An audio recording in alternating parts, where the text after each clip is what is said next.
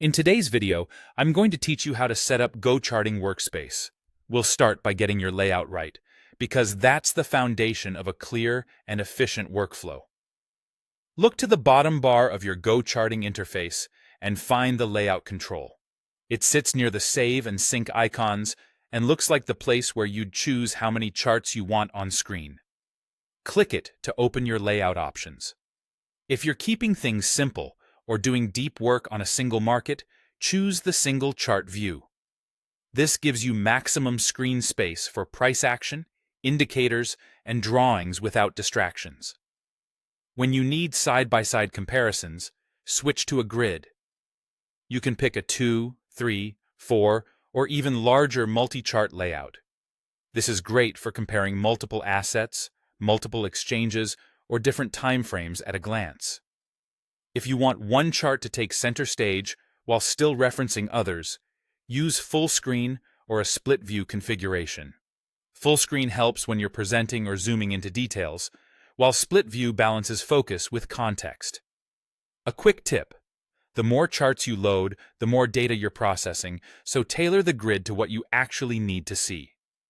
Once your layout is set, make your charts work together using sync settings. You'll find these in the bottom bar as well, or within the layout panel you just opened.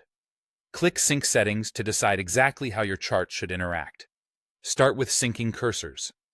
When enabled, moving your cursor on one chart mirrors the crosshair on the others, making it easy to line up candles or volume spikes across markets. Next, sync time. This locks all charts to the same time range, so when you scroll or zoom on one, the rest follow. It's essential for multi-time frame storytelling or event analysis. Sync symbols if you want all charts to switch to the same instrument together. This is ideal when you're testing different strategies or chart types on the same asset. Sync intervals keeps your time frames consistent across the grid, which is helpful if you're standardizing to, say, 5-minute views during scalping sessions.